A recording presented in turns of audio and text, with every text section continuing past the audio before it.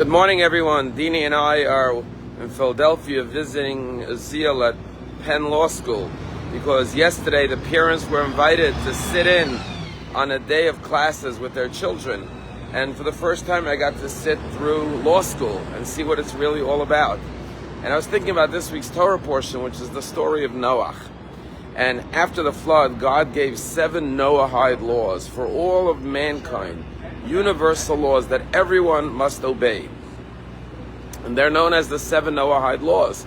And one of the 7 Noahide laws is that every society must establish courts of law, that there has to be law and order in every society, in every community, in every civilization, in order for there to be justice. And so law school and becoming a lawyer and practicing law and implementing the law is actually a commandment in the Torah for all of mankind. But what's interesting is that the Torah's commandments are universal.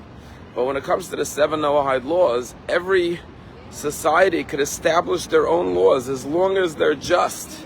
And therefore we find, even in America, the law is different from one state to another. And surely from one country to the other, the law is different. Now, when we're sitting through law school, I felt like I was back in yeshiva, because the first class we sat through was about torts, damages, and negligence, and how do you determine negligence. And that was what I studied in Talmud, starting from 5th grade. The tractate of Baba Kama begins with different forms of damages and injuries, and who's liable and who's negligent. And so everyone knows that the Talmud is really the basis for all laws. And as a matter of fact, Azil has 4 professors. They're all Jewish. And what's interesting is that one of the professors said, I see Azil's dad is here. Maybe he has something he could tell us about this case we're discussing about Jewish ethics and about the Talmud, because everyone understands that the Talmud is the basis of all law. We've been discussing these laws for thousands of years, and we as a Jewish people contribute to this commandment of the Noahide laws to make sure that there is just laws in every single society. But I'll tell you something interesting that happened.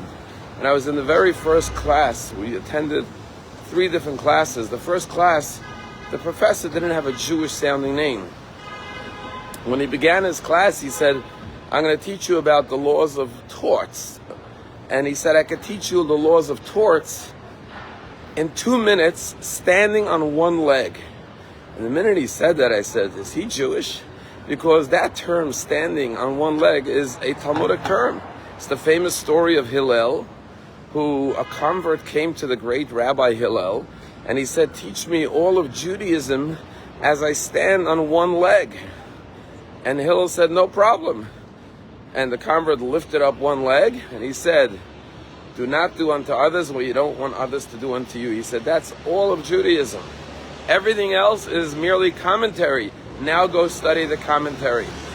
And so when he used that term, I could teach you all of the laws of torts, standing on one leg. I said, is he Jewish?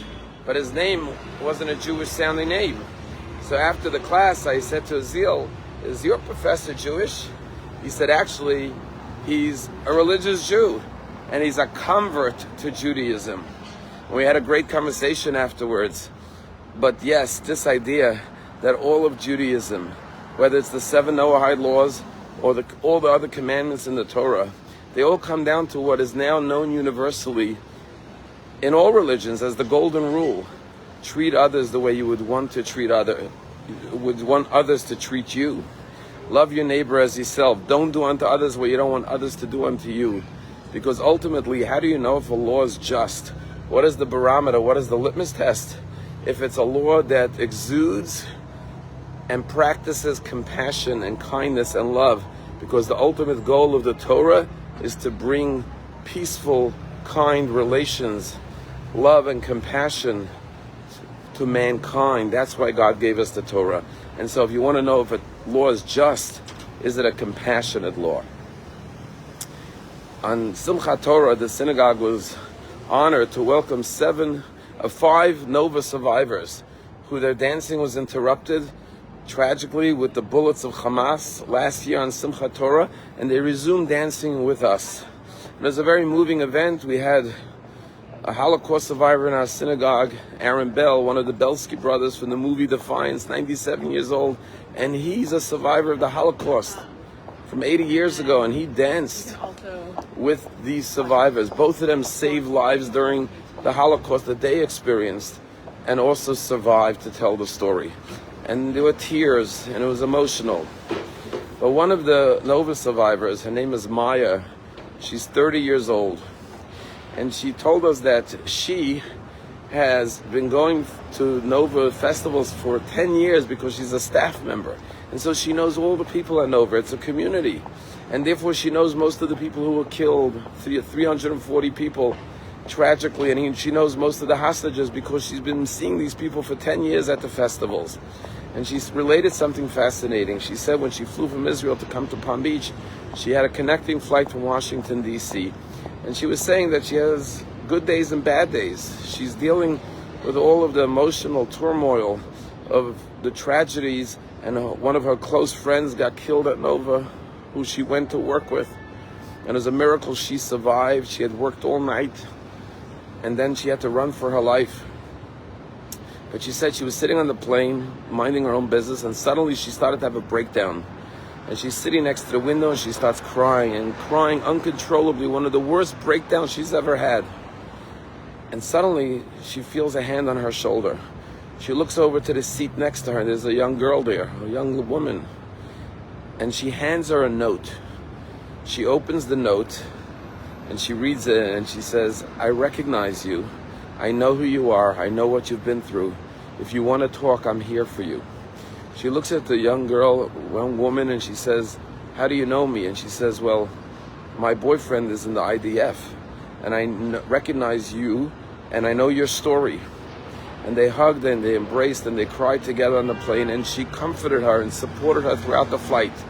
And Maya said she looked up at the heavens as she's flying through the clouds, and she said, "God, how did you put this woman right next to me just when I needed her? Thank you for sending her, because I don't know if I could have gotten through this flight without her." But on top of all of that, Simchas Torah night, this other young woman who flew to Florida, she lives in Boca Raton. On the night of Simchas Torah, this girl, her name is Tess, shows up at Palm Beach Synagogue, and she goes to Maya, embraces her, and they dance together on Simchas Torah. She came once again to show her love and support. That's what the law is all about. The Torah is there to teach us how to be loving and compassionate and to reject the evil of the world. Have a wonderful day.